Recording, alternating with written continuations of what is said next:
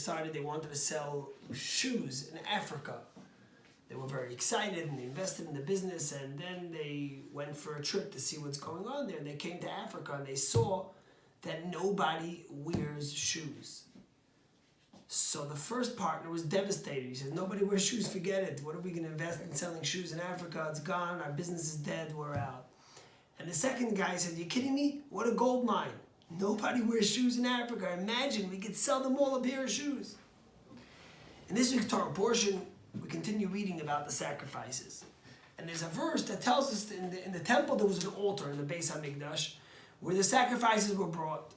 And the law tells us, Eish Tamid Tukad al HaMizbeach lo yisichbe, that there had to be a constant fire on the altar which could never be extinguished. Now, there's many commentaries and discussions on this. In fact, maybe I'll do another one a different day. But Rabbi Levi Yitzchak of Berditchev, the holy master, who was called the defender of the Jewish people, the Hasidic master from the 18th century, said like this. The simple verse is, and you need to listen for a second, Eish Tamid, a constant fire, has to be on the altar. Lo tichmed, don't extinguish it. But he said something else like this. He said, the altar represents the heart of the Jewish people. Eish Tamid tukad al mizbeach. How do you make sure you have a constant fire, a constant passion for Judaism, a constant love? Loi tichme. You have to extinguish the negativity.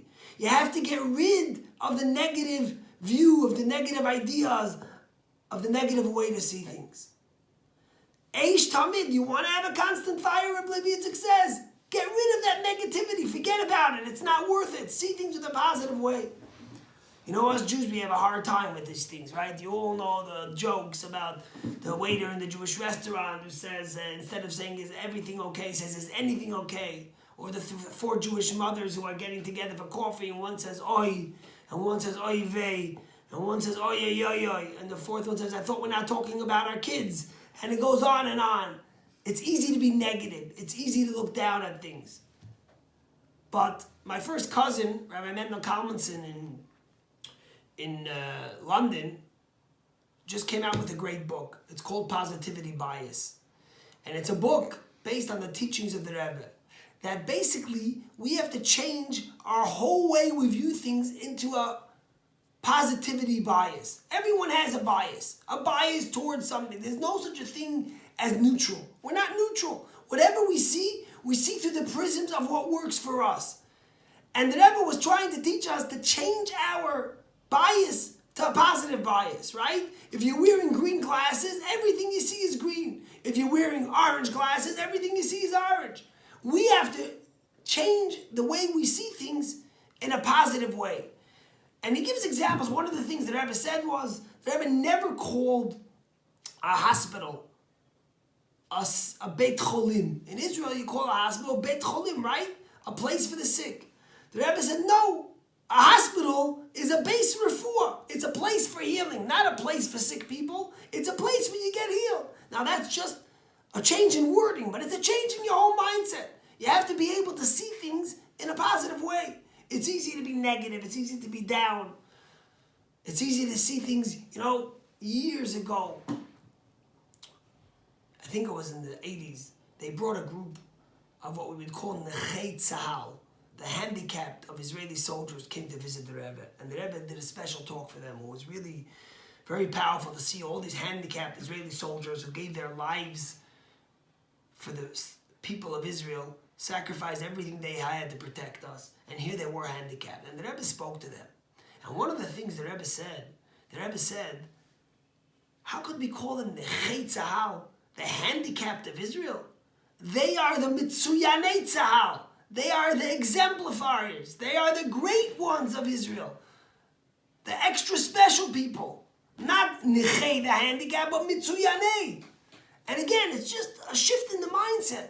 But it's an important way in how we see things. The Rebbe speaks about Adam, for example. Adam was the first man. Adam and Eve, God gave them everything he wanted, right? We spoke about this a few days ago. Everything. God just had one thing. Don't eat from the tree of wisdom. He had so much positive things. One thing that was negative, and he couldn't control himself.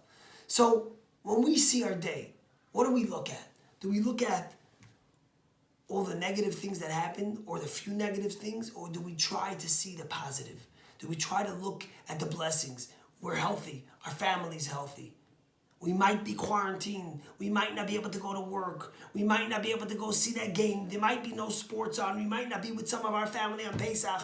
But hopefully they're healthy. And if someone's not healthy, you still have to look at the positive and pray that they get healthy. And pray that we do our best to give them all the prayers that they should be healthy. And that's what Rabbi Yitzchak Berditchev says. And that's what I'll finish with. Remember this. We're starting the new week.